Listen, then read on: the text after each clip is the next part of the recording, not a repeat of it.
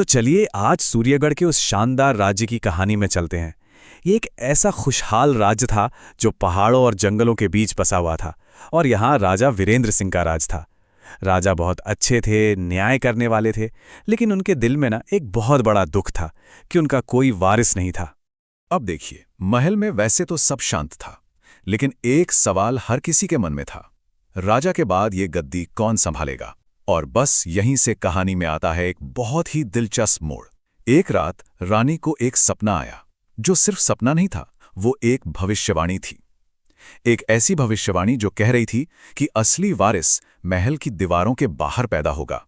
जी हाँ, ये शब्द थे उस भविष्यवाणी के। जरा सोचिए, एक पूरा राज्य जिसका भविष्य एक रहस्यमयी आवाज पर टिक गया है। अब राजा और रानी के लिए इसका क्या मतलब था और राज्य का क्या होगा? यह एक ऐसी पहेली थी जिसने सूर्यगढ़ के भाग्य की कहानी की शुरुआत कर दी। तो अब कहानी महल से निकलकर राज्य के एक कोने में बसे छोटे से गांव में पहुंचती है। ठीक उसी वक्त एक मामूली से लकड़हारे के घर में एक लड़के का जन्म हुआ। नाम रखा गया आर्यन, लेकिन उसका जन्म बिल्कुल भी मामूली नहीं था। अचानक तेज आंधी चलने लगी, मंदिर की घंटियां अपने आप बजने लगी और गांव के बड़े बुजुर्ग कहने लगे, ये बालक कोई साधारण बालक नहीं है। और जैसे जैसे आर्यन बड़ा होता गया, ये बात एकदम साफ हो गई कि वो सच में असाधारण था। उसे किसी ने कुछ सिखाया नहीं, फिर भी वो तीरंदाजी और तलवारबाजी में माहिर हो गया। ताकतवर तो था ही, पर उसका मन बिल्कुल शांत था। लेकिन हाँ, एक चीज थी जो उसे हमेशा परेशान करती थी। एक सपना, एक ही सपना जो उसे बार बार आता था। एक बहुत बड़े महल का, एक सिंहासन का और एक मुकुट का सपना। उधर महल में हालात तेजी से बदल रहे थे। राजा वीरेंद्र सिंह की तबीयत खराब हो गई थी और जैसे ही राजा कमजोर पड़े, उनके ही लालची मंत्री राघव को सत्ता हथियाने का मौका दिख गया। राघव, जो इतने सालों से राजा का वफादार बना हुआ था, अब उसकी आंखों में सिर्फ और सिर्फ सत्ता का नशा था। राघव को यह बात अच्छे से पता थी कि सिंहासन के रास्ते में एक भी कांटा नहीं बचना चाहिए। तो जब उसके जासूसों ने उसे एक दूर के गांव के उस असाधारण लड़के के बारे में बताया, तो उसने इसे एक बहुत बड़ा खतरा समझा। एक ऐसा खतरा जिसे जड़ से खत्म करना जरूरी था। अब कहानी में तनाव बढ़ने लगता है। एक रात आर्यन जंगल में था और उसे महसूस हुआ कि कोई उसका पीछा कर रहा है। रात के उस सन्नाटे में पत्तों की वो हल्की सी सरसराहट भी किसी चेतावनी की तरह लग रही थी। और फिर उसे घोड़े के कदमों की धीमी आवाज सुनाई दी। बस उसका शक यकीन में बदल गया। वो अकेला नहीं था, कोई उसे ढूंढ रहा था और उसका इरादा बिल्कुल भी अच्छा नहीं था। पेड़ के पीछे छिपकर आर्यन ने जब सैनिकों की बात सुनी तो उसके होश उड़ गए। वो उसे पकड़ने नहीं बल्कि जान से मारने आए थे। आर्यन उसी पल समझ गया कि वो किसी बहुत गहरी और खतरनाक साजिश में फंस चुका है। आर्यन ने बड़ी बहादुरी से मुकाबला किया, लेकिन आखिरकार वो घायल हो गया। वो किसी तरह जंगल में भागा और बेहोश होकर गिर पड़ा। जब उसकी आंखें खुली तो वो एक गुफा में था और उसके सामने एक बूढ़े साधु बैठे थे। बस यहीं, इसी जगह आर्यन की दुनिया हमेशा हमेशा के लिए बदलने वाली थी। साधु ने आर्यन को वो सच बताया जो सबसे छिपा था। उन्होंने कहा, तुम लकड़हारे के बेटे नहीं हो। फिर उन्होंने एक पुरानी सी अंगूठी दिखाई जिस पर सूर्य का निशान बना हुआ था। ये सूर्यगढ़ का राज चिन्ह था। आर्यन का सपना वो सपना नहीं, हकीकत था। वो सूर्यगढ़ का असली वारिस था। ये सच्चाई जानने के बाद आर्यन के सामने एक बहुत बड़ा सवाल आ खड़ा हुआ।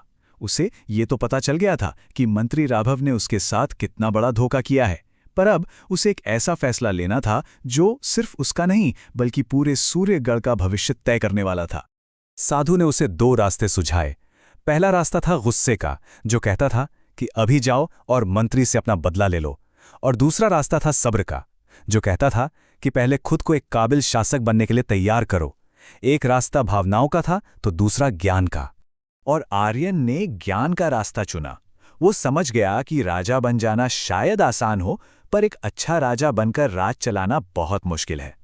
उसने साधु के साथ रहकर अपनी ट्रेनिंग शुरू की ताकि वो खुद को उस सिंहासन के लायक बना सके। 1-2 दिन नहीं बल्कि पूरे 3 साल गुजर गए। इन 3 सालों में आर्यन ने खुद को न सिर्फ शारीरिक बल्कि मानसिक तौर पर भी बहुत मजबूत बनाया। और इसी दौरान मंत्री राघव ने खुद को राज्य का रखवाला घोषित कर दिया और लोगों पर जुल्म ढाने शुरू कर दिए। 3 साल बाद आर्यन अब सिर्फ एक हुनरमंद लड़का नहीं था। उसने रणनीति सीखी, युद्ध कला सीखी, सब्र करना सीखा और यहाँ तक कि लोगों के मन को पढ़ने की कला भी सीख ली। वो एक योद्धा से अब एक नेता बन चुका था। अब वक्त था आर्यन की वापसी का और उसकी पहली परीक्षा हुई मंत्री के जासूसों के साथ।